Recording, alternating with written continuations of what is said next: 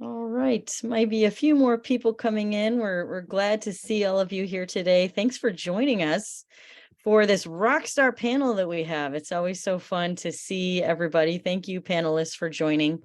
My name is Diana Economy, and I work with GMAT Club specifically on connecting you to schools and to connect schools with you. And so what we're doing today is hopefully of benefit to you as you consider whether applying in the final rounds of programs for fall intake in 2023 is right for you, or waiting to apply in the next admission cycle for intake in fall of 2024.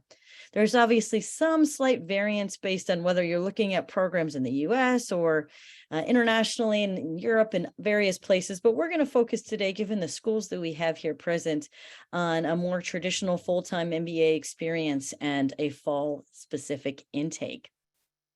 So what we'll do today is we are going to share some content with you for a little while.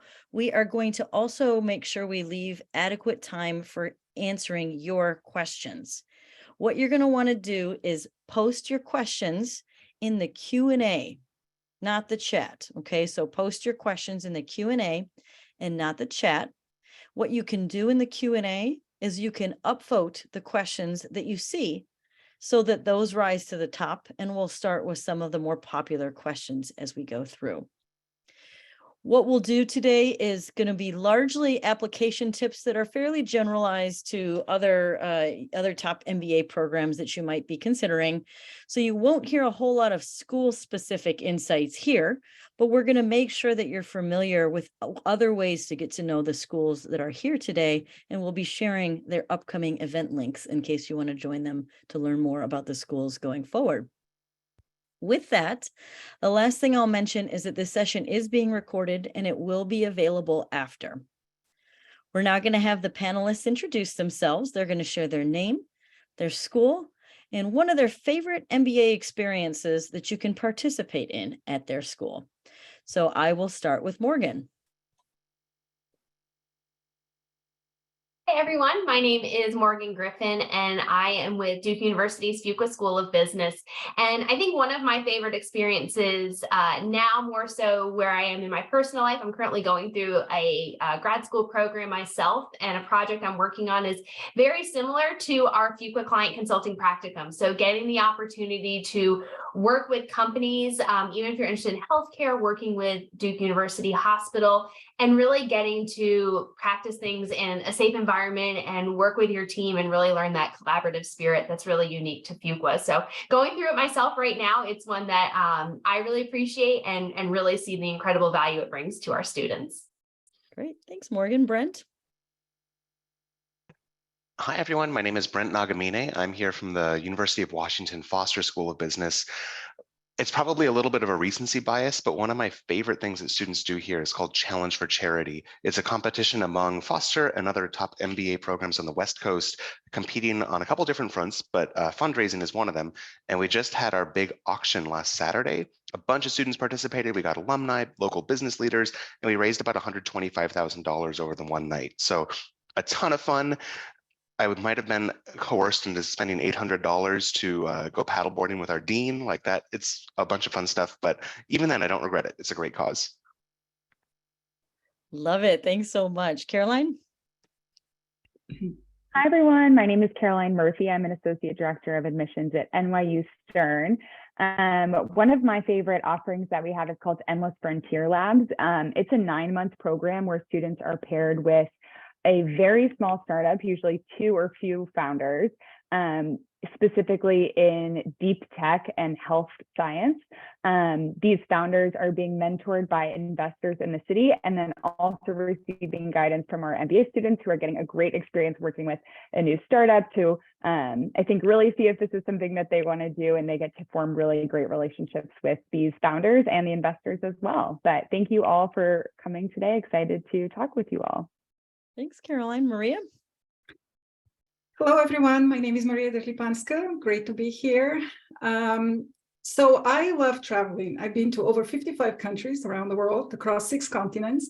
So I wanted to mention the global studies requirement that we have, which is essentially a requirement that every MBA student has to complete at some point before graduation. It could be in the first, it could be in the second year.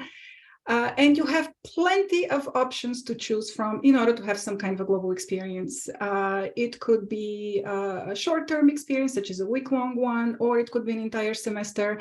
But we want everyone to engage in those global experiences, and students absolutely enjoy them. And in fact, I think most of them end up having more than one. So it's not just a completing a requirement, it's something that they love doing. Excellent, great. Well, let's start talking a little bit about, round 3. And let me acknowledge first that we use this sort of general term as round 3. It might be round 4, round 5. Different schools have different terms for this, but let's call this the round that probably has an application deadline in March or April. Okay, so we are here in the middle of February. And the reason for the timing of this, of course, is that you still have time to apply in round 3. Even though it is a short amount of time, we are going to help you navigate that a little bit and trying to figure out what path is best for you.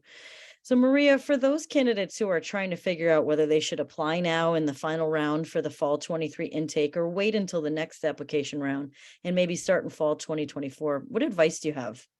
Yeah, absolutely. So I will actually start with a little acknowledgement and let everyone know that as admissions professionals, we all understand there's a lot of anxiety associated with applying in round 3. It's the final application round. It's the tail end of the application cycle. You have all sorts of questions and concerns about, is the class full? Is there scholarship money? What if I'm an international student or working abroad? So we understand that that's a lot of the anxiety associated with the decision of to submit an application in round 3 or not. So a few things. The first thing that I want to say is that this round is there for a reason, for a very good reason. We accept applications from candidates in round 3 every single year. We admit candidates in that round every single year. And so the most important question that I would like everyone to ask themselves is, am I ready to begin an MBA program in fall of 2023?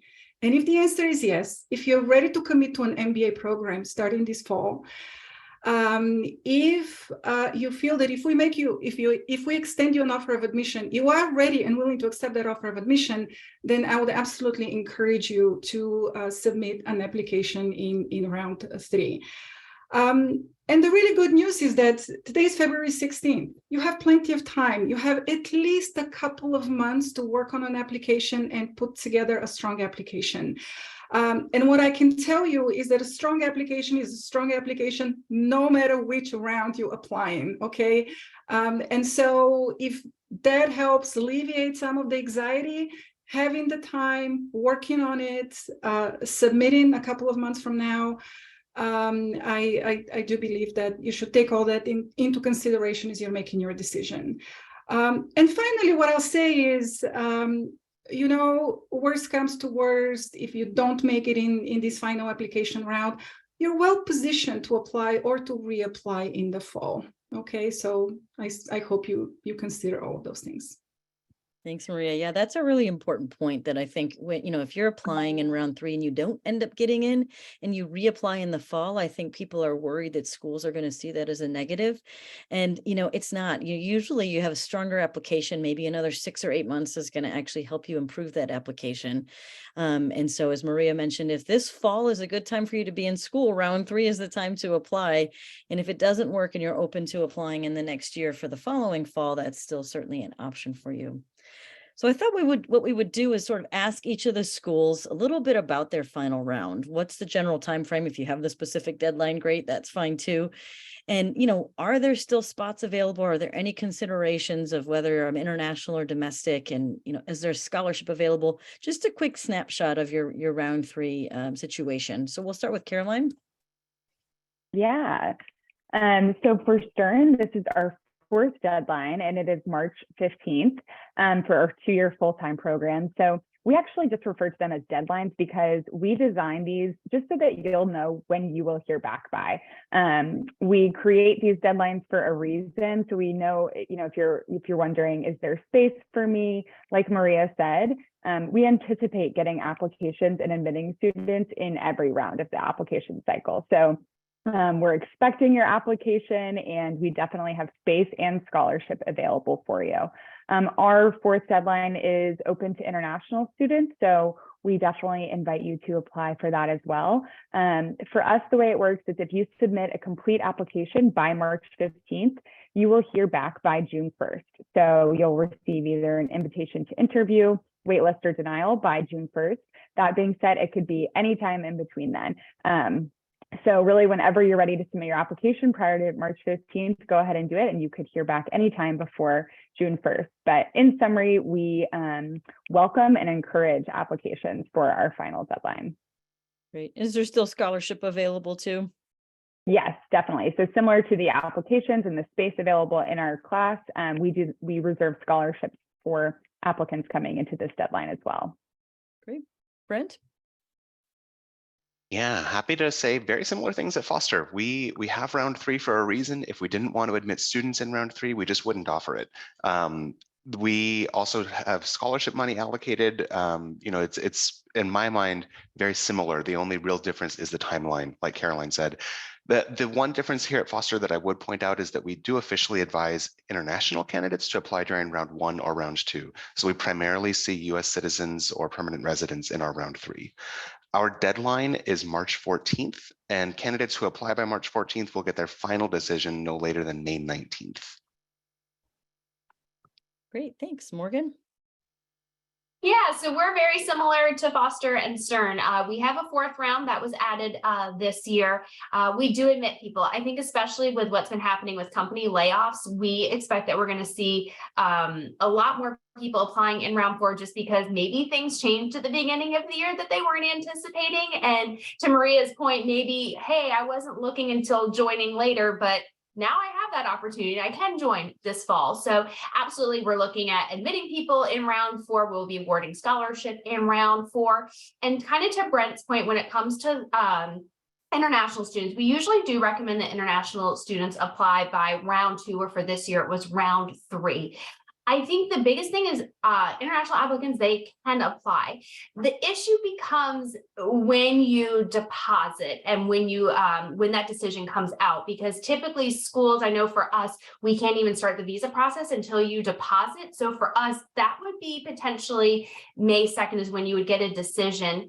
And so I think if you are an international student, I think you have to be prepared to really start that visa process as soon as you get that decision. You're probably not going to have as much time to make a decision as you would in previous rounds, and it might vary by country to country. I work closely with applicants in India. We've admitted people in May from India. They haven't had a huge issue, but some other regions there might be a little bit more kind of challenges with that. So it might just be on a country by country basis too. Great, thank you. Maria? Once again, very similarly, I think the only thing I'll add is our specific application deadlines. Our round 3 deadline is April 11th. We will release decisions by May 18th, and the enrollment deadline would be June 1. Okay.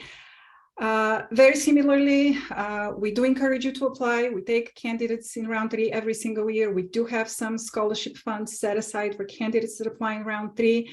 When it comes to international students, we have never had concerns about anyone applying in round 3. I would also add that beyond the round 3 deadline, we keep a wait list through the summer, as I'm sure everyone does. We do release the international students a little bit earlier, but we do have them on the wait list through June, which means that we believe they still have an opportunity to secure a visa and arrive on campus. So round 3 is definitely not a concern for international students. Great. And, I'll just add that this year is a really good year to apply in the final round. And I offer that because just a few years ago during the pandemic, schools got a lot of applications. right? And that application number has steadily gone down over the past couple of years as things have settled in with COVID. And so this year actually happens to be a very good year. Now, that does not mean you necessarily have better chances of getting in. That has to do with the strength of your application, which we'll talk about. But if this is something you're considering and you are worried that there aren't spots left or scholarship left, fear not, there are.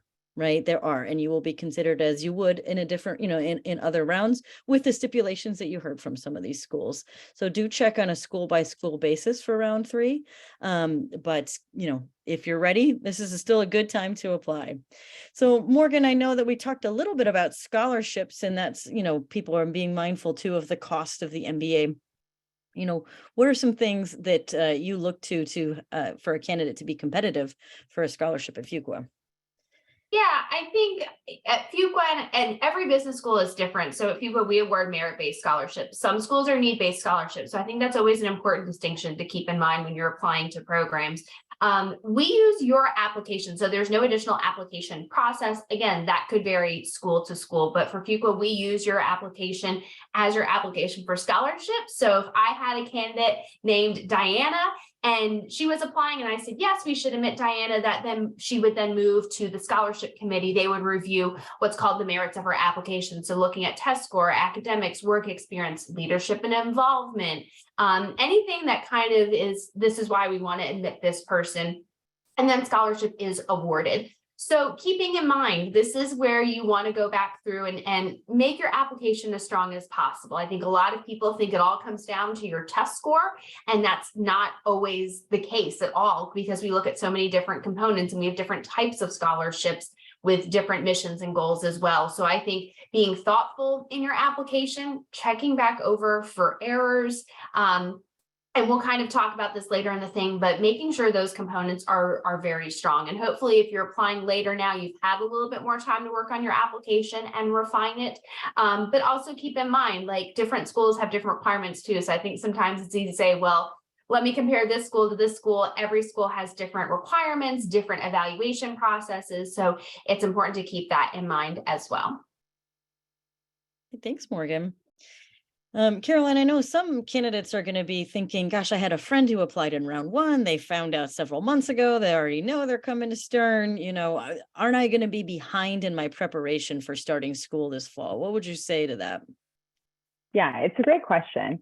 When it comes to preparation, you will definitely have the time. You'll have the whole summer. It's just a lot of logistical things, maybe a lot of mental preparation that you'll have to do.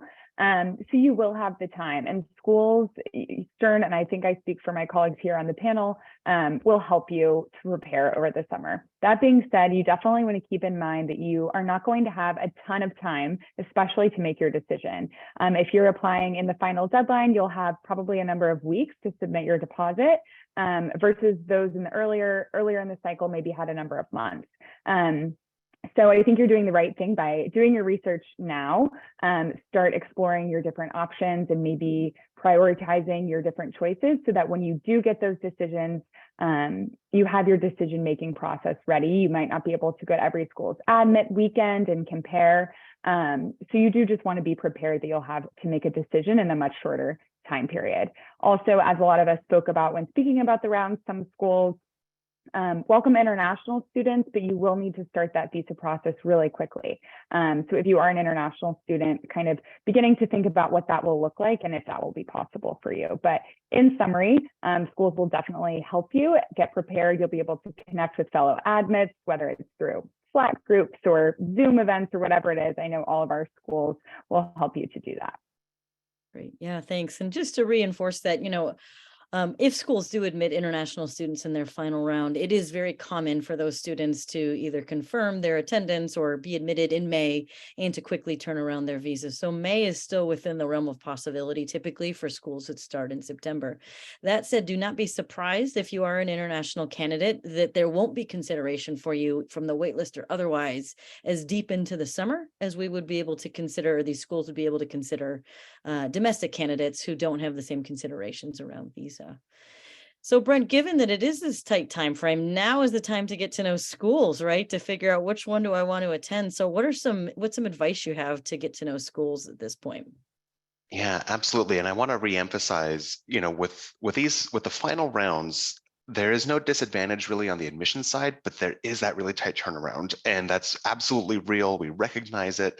And so a lot of our schools are still going to continue offering many different opportunities to get to know us throughout the admission process and before you even submit an application. So it could look pretty simple. Like I think a lot of our websites, our program websites, are going to have different events upcoming. It might be an information session. It might be a day to visit class or to sit in on to tour campus. Every school is going to do something a little bit different, but probably the biggest theme that I would recommend is to make sure that you're connecting with current students and potentially even alumni of the program. I didn't share at the beginning, I'm here on the admissions team, but I'm also a current student in our evening MBA program. And I can tell you, my perspective between those two lenses is very different. And you can hear a lot of stuff from the admissions folks, but I always want to make sure that you feel empowered to talk to the current students to hear what they're really feeling on the ground. So I suspect that most programs are going to have pretty robust student ambassador offerings, pretty robust opportunities to get to know current students and connect with them directly. That's probably my highest recommendation. Ask them about the resources they're taking advantage of, ask them about the culture, ask them about how they're feeling prepared to move on to the next steps of their careers, and hopefully start making that decision earlier than when you actually get your admission decision. Again, it's a tall order because there's a lot to do in this short time, but getting to know the schools is definitely, I think, just as important as making sure that we get to know you through your application. That sounds great. So it's good that you're here today, and there's still plenty of opportunities to get to know schools, as Brent mentioned. So lots of recorded content, lots of webinars and podcasts and different things that give you a feel for the culture and your ultimate fit for the school. So don't hesitate to take a look at those resources. GMAT Club has plenty as well through the forums for you to get to know schools. So let's start talking about how to put together a great application. And we're going to start with recommendation letters. And the reason for that is you need to give your recommender some time to write a good recommendation letter. So Maria, what should candidates consider when they're deciding whom to ask to be a recommender? Can I just say that I love letters of recommendations? I think sometimes candidates think it's just a formality, approaching your former supervisor, your current boss to put in a good word for you. But we actually put a lot of stock into the letters of recommendation. They give us a lot of great information, a lot of great insights into your work experience, things that you've worked on, how you've worked with others, what you've accomplished. So we really, really love reading those. Obviously, the most important thing is to secure professional letters of recommendation, right? So if you're tempted to go back to a college professor or somebody back to your academic career or undergraduate to graduate studies, resist that impulse. We really want to hear from former and current managers and supervisors. And secondly, definitely prioritize the relationship over rank when you are considering who to approach for a letter of recommendation, right? I can tell you that I've read hundreds of letters of recommendations from mayors, governors, ambassadors, prime ministers, Hollywood stars, and the only thing that matters at the end of the day is what these wonderful people have to say about you, right? So the content matters, how they describe you and how they talk about your experiences and your accomplishments is what will impress the admissions committee, okay? So obviously, the point here is to prioritize people that you have worked very closely with, people that have gotten to know you well, that you have forged a meaningful professional relationship with. These are the people to approach for a letter of recommendation. And also, I believe that these are the people that will be happy to do so, to provide a strong endorsement and to support you in your MBA journey. Great. Thanks, Maria. So Caroline, when you get that letter of recommendation, what are you looking for? What makes for a good letter of recommendation? Yeah, a lot of it is connected to what Maria was saying. How well does this person know you? This person will be asked to talk about how they know you, what context they've worked with you in, what you do well, and areas for growth. So I often advise candidates to make sure that their recommender knows how important this is to them. I think some recommenders think, like Maria said, it's just a step in the process. It's just a formality. So make sure that they know that this is something we really review and take into consideration. You can take them out for coffee, tell them why you want to go to business school, maybe what your goals are. It'll also maybe jog their memory of some of your accomplishments that you've had at work, and they can include that in their recommendation letter. A lot of schools use a common letter of recommendation, so you can look up those questions and be prepared what they'll be asked. Some schools, I know we have an additional question that relates to our school, so become familiar with what your recommenders will be asked. When you complete your application, you'll, in our case, and I think it's probably similar for a lot of schools, you'll put in their email and they'll be sent this form directly. So it's not actually a letter that they'll be writing that they can just send out to every school, or that you can send to every school. So it will take them some time to complete the form if you're applying to a lot of schools. So like Diana said, you want to make sure and give them enough time to be thoughtful in what they're writing and complete every recommendation form that you send them. Great. Thanks so much. So the recommendation, one of the things to take a look at is some schools ask for 2, some ask for 1.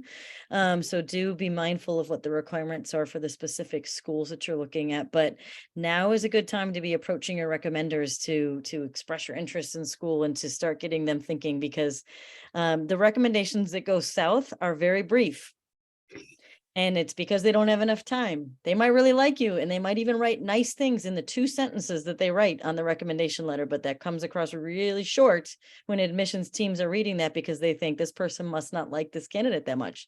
They didn't invest the time to write a strong recommendation letter from them, even if the couple sentences that they put are strong.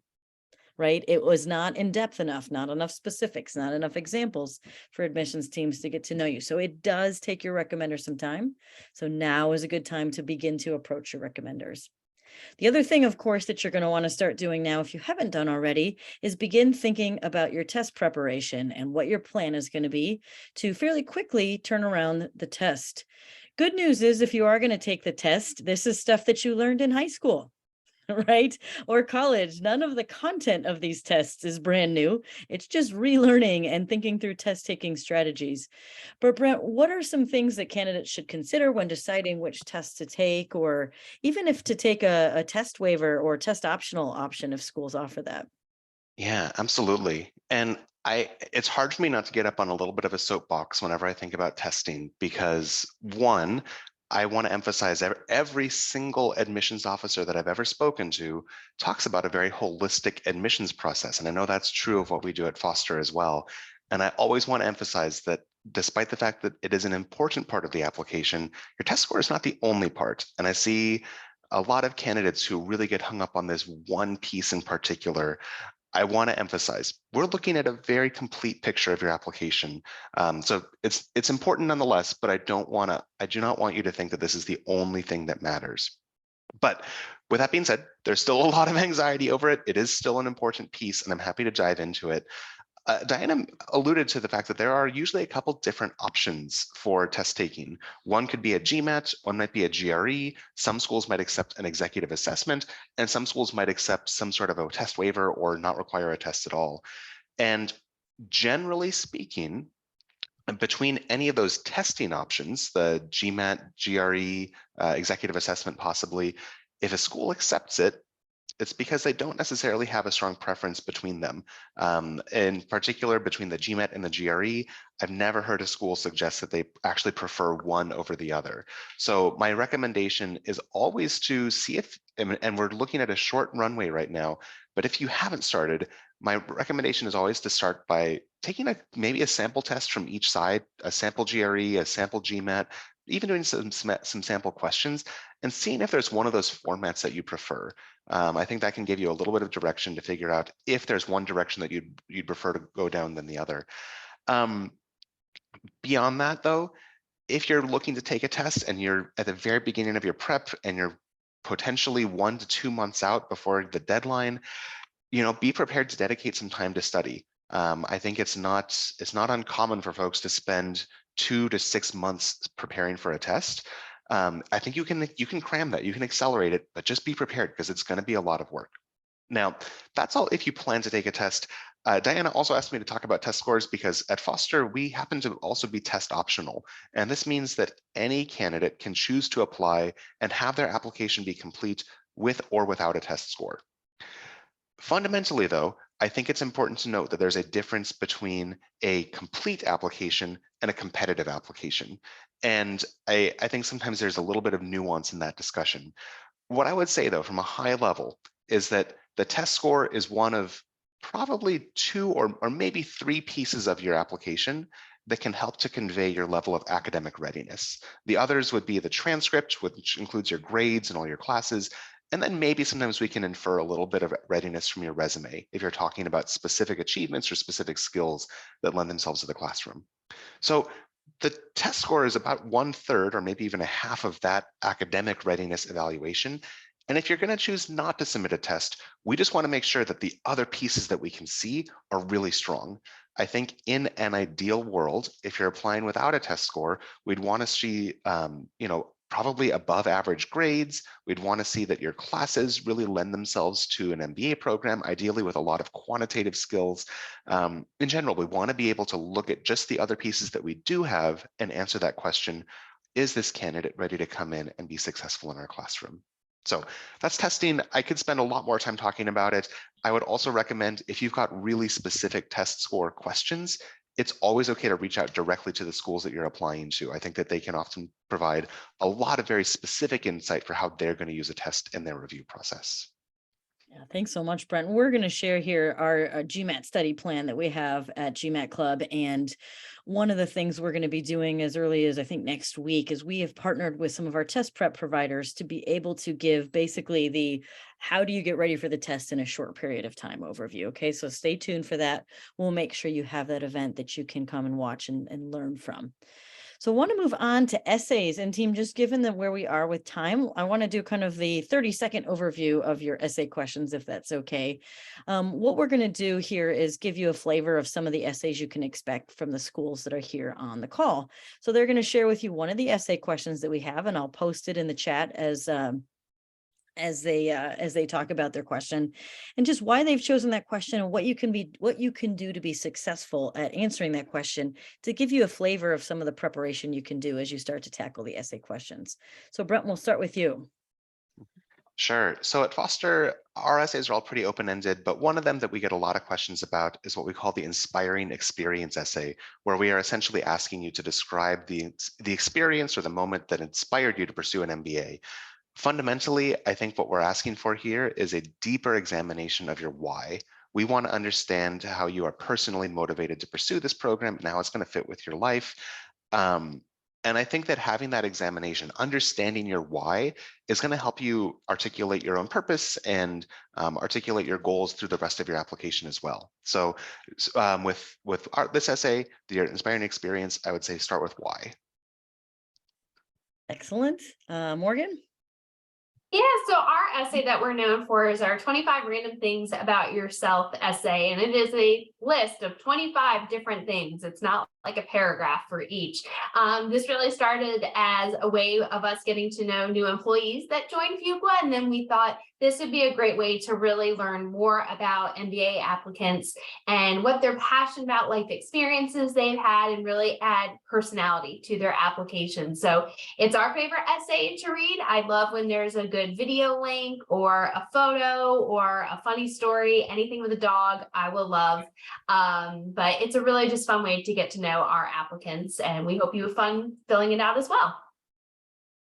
Thanks, Morgan. Maria? So we have only one essay topic, so I suppose I'll address this one. It's describe the biggest commitment that you've ever made.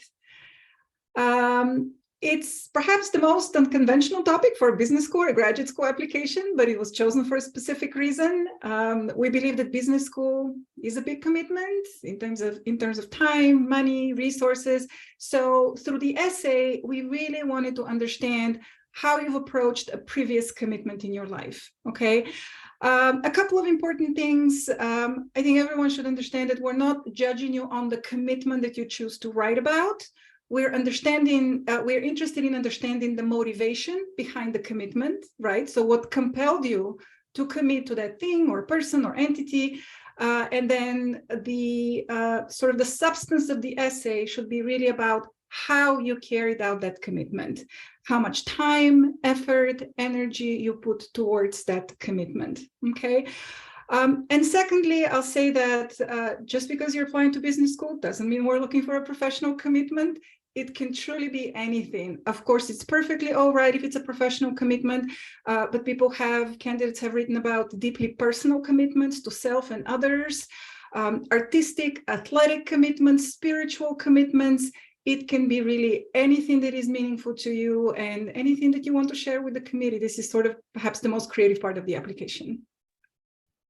Thanks, Maria. Caroline?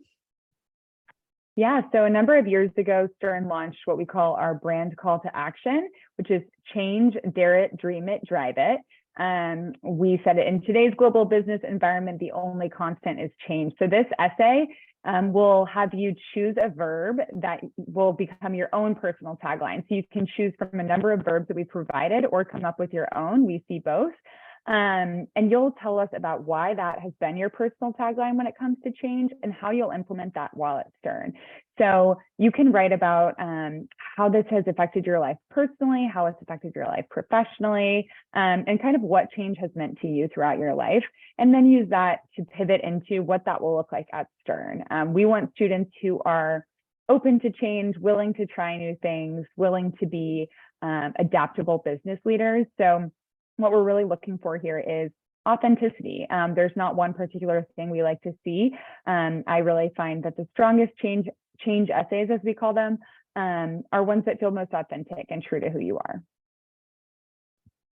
Excellent. And, a lot of schools have a career goal essay as well. So, there are slightly different ways that question's asked. So I want to make sure that you're actually getting the information specifically from schools as it relates to what they're looking for in a career goals essay. But one thing I'll mention that it relates to round 3 in particular is that you are going to need to be even more specific than you might need to be in an earlier round, because as much as people see as an MBA as 2 years to explore, the reality is by September 1st, people have a really good idea of what their plan A is, right? And so we're here in February, and we're schools have got opportunities to be able to help you prepare and think through what that career goal might be. But the starting point is what you put in your essay, and importantly, the preparation in advance of that essay. What is it that you want to do? Have you talked to different students at schools, as Brent mentioned, that might be interested in a career path that you're interested in? Have you listened to webinars or podcasts or any other content schools might be putting out about what it means to pursue healthcare at that school, or venture capital, or entrepreneurship, or consulting, or tech? Listen into those webinars to get some sense for which path makes most sense for you. Look, people might change their path from the essay that they write. We get it.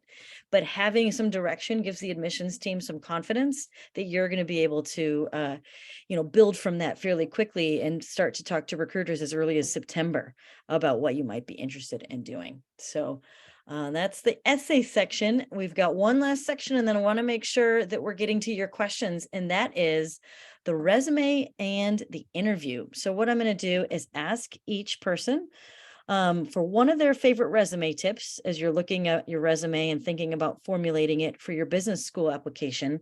But I also want each of them to talk to you about their interview process, because the interview process is perhaps the thing that differs the most between schools. Are you invited to interview? Do you have to do it in person? Can you do it virtually? What information does your interviewer have when they're interviewing you? All of these things can be potential variables when you're doing an interview. So I want you to hear a little bit of the diversity of the interview process through the lens of the admissions teams. So Morgan, we will start with you. Share a resume tip and then an overview of the Fuqua interview process. Yeah, Diana. So I think my biggest tip when it comes to your resume is typically the resume you use to get your job isn't going to be the resume you want to use when applying to business school. It shouldn't be a list of what are your daily job responsibilities, but it should really highlight the achievements and impact you've had in your career. So really think of your resume as your highlight reel on a one-page sheet of paper.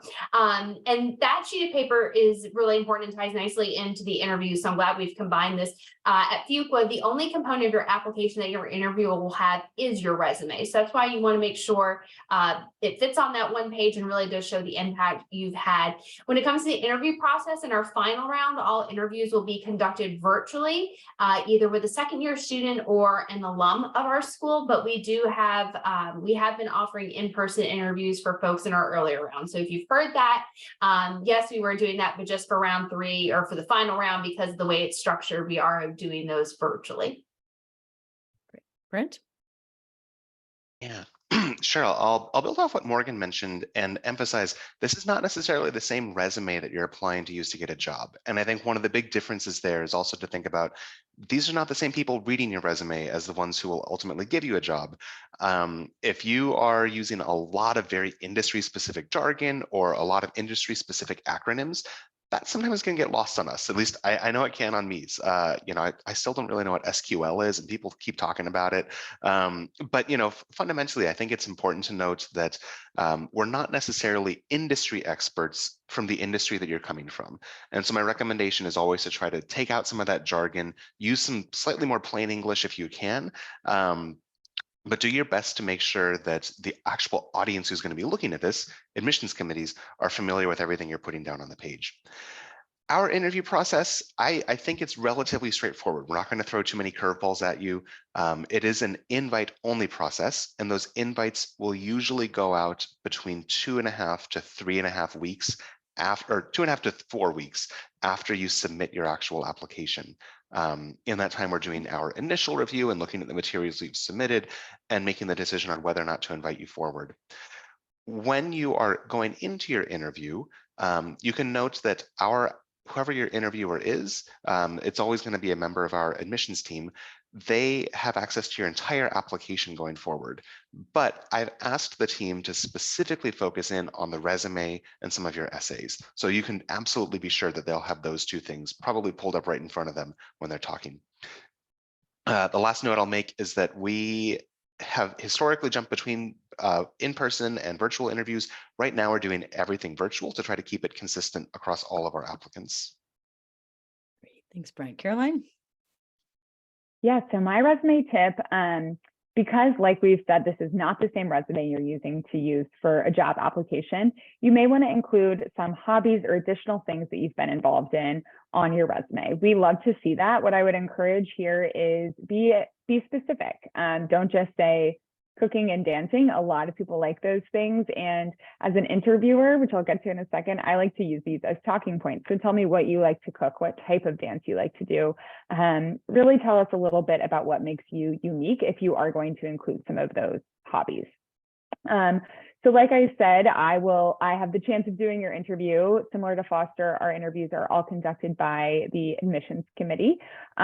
We are currently doing all of our interviews virtually, and our interviewers will have read your entire application prior to your interview. So they'll be familiar with everything. And like I said, may use a point about you to kind of make you feel comfortable. They're 30 minutes, and you can expect that our interviewers will also ask you to expand on that careers essay that we talked about. We want to hear a little bit about what your anticipations are for recruiting and what you are hoping to get out of the MBA experience.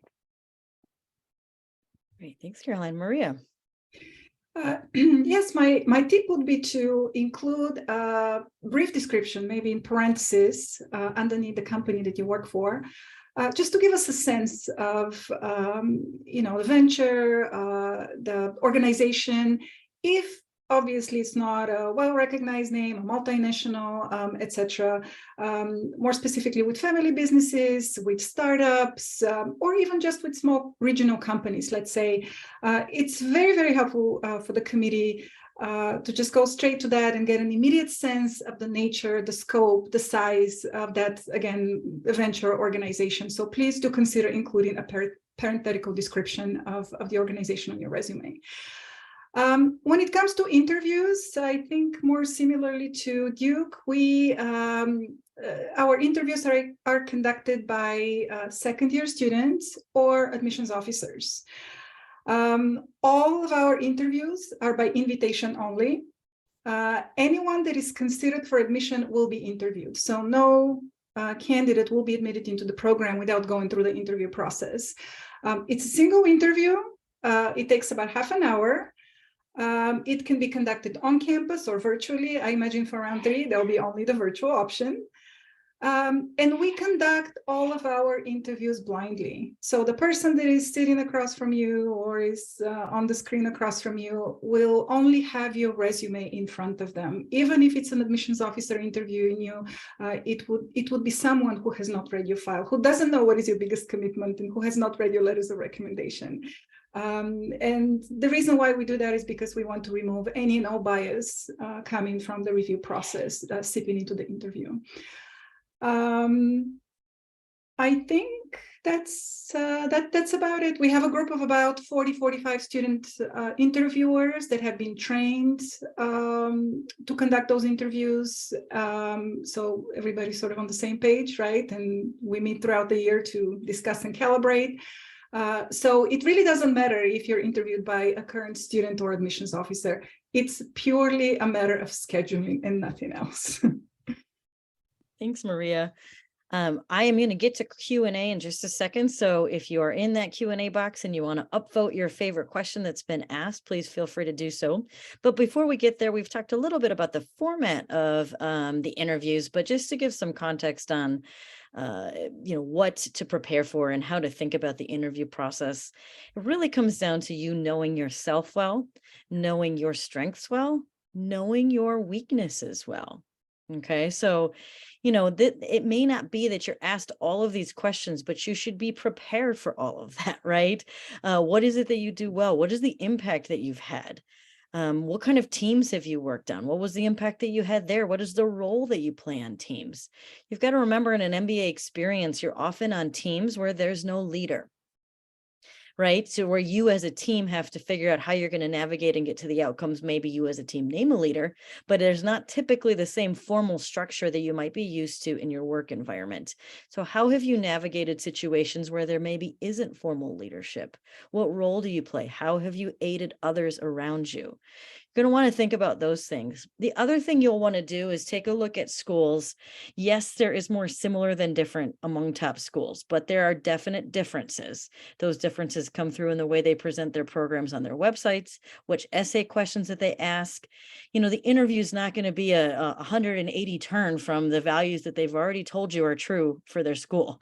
So make sure you understand what a school's all about, and think about how you demonstrate and exhibit those values that the school has articulated through their messaging, through their websites, through their students and others. Okay, so that is what you would need to do to prepare for the interview. Team, nice work on timing, by the way. Great job. All right, so here we are. We are going to answer some of your questions. I think in general, we've started to get towards what is the best way to stand out in round 3, but Caroline, if somebody applies to Stern and you're like, wow, this candidate pops off the paper, like what is it that they've done well? How do you put together a complete app that stands out to you? Yeah, there's so many apps that stand out, all for different reasons. But I think keep in mind how many applications each of us on this Zoom are reading, and making sure that you emphasize your unique strengths throughout your application. So maybe you got to work on something really unique outside of work, and make sure you communicate how important that was to you. I will also say, I think that the strongest applications, there's a very cohesive story. I can tell where somebody is coming from, what their background is, and where they want to go, and how the MBA is going to be that bridge. I want to be able to see that arc in your application, and I think those are the ones that stand out the strongest to me. I think, where candidates go wrong is when they try to write something to admissions teams that they think they want to hear. So I know I just articulated to you, as you prepare for your interview, get to know the schools. But if you overstate your hand about, something that relates to the school, that comes across as really inauthentic. Candidates are going to be balanced in various ways. Where do you peak? Where do you not? And I think when candidates are successful in the process, admissions teams are very clear on how they peak, and they want to create a diverse class of candidates. So you being you and your app is truly the most important advice as you're putting together the app. Maria, you talked a little bit earlier about deciding on to apply in round 3, which would mean you would start this fall, or deciding to wait, which would mean you would start next fall. In some ways, that has to also do with your years of experience, right? Are you ready to come to school right now, or should you wait a year? So whether a candidate has maybe more years of work experience or less, how should a candidate think about their years of work experience as it relates to, when to apply and what makes sense for them at the point in their career that they're at? Yeah, absolutely. I think that factors in only when you sort of consider each individual school's requirement. So, for example, in order to be competitive as an applicant in our full-time MBA program, you should have at least 2 full years of work experience by the time you begin the MBA program. So if you don't quite have those 2 years, you may want to wait a little bit. On the other hand, I also want to emphasize that it's not just about the digits and the number of months or years of work experience, right? It's also about the quality of the work experience. It's as we read your applications, we think about what you bring in as a student, how you contribute to the community, to its diversity, what you uniquely bring as a candidate, as a young professional, right? And so think about those things, but in terms of specifically the work experience, I think if you have at least 2 years, I think you can confidently apply in round 3. Yeah. And I think the averages that the schools put on their sites too are truly averages. And so we do, I was 30 when I got my MBA from Michigan Ross. Actually, I was 30 when I started and 32 when I graduated. And so it just depends. That was the right time for me. And so, I think getting a feel for, the balance of schools, there is pretty wide range. Of experiences. I would say there is a point at which sometimes schools have programs that are more appropriate for more senior candidates. That could be like an executive or part-time MBA that's more specific to candidates that are a little bit more seasoned, but you'll have to take a close look at that. I wouldn't say there's a specific number that means if this, then this, right? So you've got to. Right, and the strength of the work experience matters, right? Again, it's not just about how many months collectively you have in work experience, but that would come through in your resume, the letters of recommendation. So once again, that's why it's important to start the process early and to put together a strong application. Great. Thanks, Maria. Morgan, I know there's this myth of like, you say you've got spots in round 3, but do you really have spots in round 3? And I know that it's hard for schools to answer just how many spots or what that looks like, but can you give any credence to round 3? What does that look like? You say there's spots. Is there a lot, a little? Any thoughts there? I think it was Brent who was referring earlier, like if we weren't planning on admitting people in the round, we wouldn't do it. If we were going to admit our whole class in early action, like the admissions team would not be doing events and we'd be just kicking back on a beach, relaxing for the rest of the year. But the fact is and Caroline, I believe, mentioned as well, like we know we're going to get applicants. Are we going to admit half of our class in round 3? Probably not. Seats have been taken up, and usually the rounds, they kind of start off small. Round 2 is usually really big for schools, and then it really starts to peter off. And Maria mentioned like there's a wait list. So I think there's times where there's a lot of shift happening with schools. Some people are hearing back from other wait lists. So I think there is spots available. I wouldn't be here doing this event if we weren't going to be admitting anybody. And so we will be receiving applications. But I think, again, it goes back to don't just wake up tomorrow and say, yeah, I think I'll throw this application together this weekend, submit it on Monday. Like, still take your time, still have thought through this. And Diane, I think you mentioned like just because there's spots and with the changes in the world doesn't mean it's going to be easier to get in, round 3 or final round of the school. You do still need to prep, and we still will deny people in round 3 as well. So we can read through some of those applications where it feels like it was rushed over a weekend. Yeah, it is true that schools get 70, 80 to 90% of their applications before round 3. Right. So round 3 might only make up, could be 10, could be 20% of the overall applicant pool. But in terms of the number of spots that are given in round 3, you want to find the most competitive class you can. You want to bring the most diverse, most interesting group of people together. And so one of the things that I used to be at Michigan Ross, and one of the things that I would get asked is, is there scholarship left? And gosh, it would be a shame for me not to be able to get the right candidates into my class in the fall if I didn't have any scholarship left. Gosh, it would be a shame for me not to be able to admit people in round 3 if, you know, if I thought that they were really strong candidates. So the numbers can vary. And so no schools, you know, got really strong way to say it's exactly going to look like this. But know that there is a good chance in round 3 still, and it is a competitive round, and it is an opportunity if this fall is a good fit for you to start school. Thank you. How would you answer if interviews ask you why you've waited until round 3? So this is kind of interesting. I want to preface this because I was listening to an admissions consultant, and they mentioned you should write in your optional essay why you decided to apply in round 3. Team, are any of you looking for somebody to put in their optional essay their rationale for round 3? I think Yes. it can be helpful. Sorry, go ahead. Yeah. No, you go ahead, Maria. You start talking before me. No, I just wanted to say that it could be helpful context for the admissions committee, just like everything else, but it's not a requirement. We understand that people have different reasons for applying in round 3. For some of them, it's just a function of when they've considered applying to an MBA program. For some of them, it's just sort of a huge change in their personal and professional life. So each candidate has very specific reasons for applying that late in the application cycle. We understand that. So if you want to provide that additional context to the committee, you're absolutely welcome to. That's why we have the optional essay. But I certainly don't want to feel the candidates to feel the pressure that they sort of have to explain themselves about why they're submitting an application that late. Great. Morgan? Yeah, I would agree. It's not a requirement.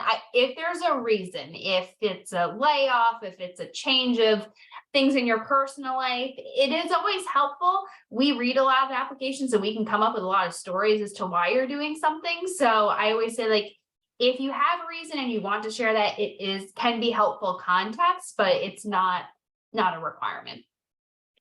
Yeah, and I would say if the reason is just that I wanted to take the GMAT again or whatever, like some of that stuff is just like normal timing and pacing of a candidate's journey. Like if there was a life event or something major that's happened that sort of prompted the timing of this, I think that might be more relevant. So it is a judgment call in terms of if you do share what you share. If it's a fairly normal reasons, that's okay.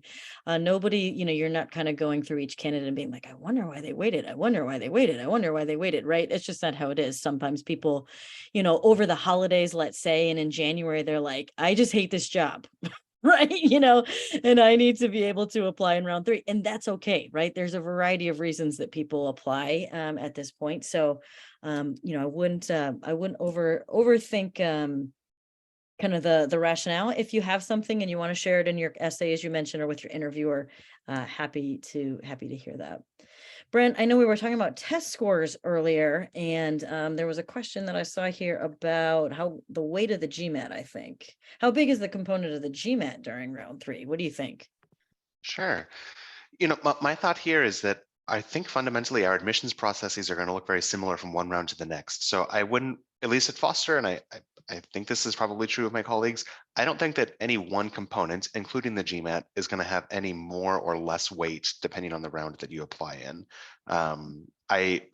For me, I would say it goes back to what I was mentioning before. It's still a very holistic review process. The test score is an oftentimes important piece in helping us to determine your academic readiness, but it's definitely not the only thing that we look at. And at least at Foster, that doesn't change in round 3. Thank you. Caroline, is you're reviewing candidates in the final rounds, are you also reviewing the waitlist at the same time from people that might have applied in prior rounds? Yeah, so we are reviewing the waitlist all throughout the year, all into the summer. But I wouldn't necessarily think of it like, am I being directly compared against these waitlist candidates? We really try to review every application on its own. So we're not viewing applications in a comparison way. So yes, we are reviewing the waitlisted candidates, but we will be reviewing yours on its own. Great. Can a candidate apply in round 1 for a 2024 program if a candidate is not admitted in round 3 for fall 23? What do you think, Maria? Sorry, what do they mean? So if they're not admitted in the final application round, can they reapply the following application cycle? Is that sort of the That's question? right. Yep. Is round one okay? Absolutely. Okay. Yeah. Yeah, Yep, go ahead. absolutely. Oh, I understand. Perhaps where the person is coming from is it too short of a time span between the last time they applied? No, it's perfectly fine to apply in September, whenever the deadline is for the application round. I would definitely spend some time over the summer taking stock of your round 3 applications, seeing what you can improve, right? We've talked a lot about sort of reflecting on your strengths and weaknesses going into the MBA application process. And continuing to learn about the schools, connecting with different members of the community, and possibly, I'll just throw this out there, if the school is open to providing feedback, maybe seeking that from the admissions office. So I think all of those things will position you well to reapply and submit a brand new application in round 1 of the following application cycle. Great. Thanks, Maria. And thank you, team. I just took a look at the time. It looks like we're at the end of our time here. I want to thank all of you for joining us here today. I know there were a few questions we didn't get to. I think if you take a look at our forums and chats, you'll find some of the answers to those. But also we'll make sure that you have links to the upcoming events that these schools will be offering so that you can make sure you get your questions answered, maybe more specifically if it's a school that you're considering. So thank you to our panel for participating today. We have, we'll be sharing a survey with you. We're hopeful that you'll be able to share feedback with us so that we can continue to build and grow and learn from you in terms of what's helpful and what kind of content we can be providing to you here at GMAT Club. With that, we want to wish you all well. We hope you choose to apply here. There's still time, so we'll be sharing more events that are very specific to round 3 over the next week or two so that you can prepare and put together the strongest application possible. Team, great to see you. Everybody, have a great weekend, and we'll talk to you soon. Thank you.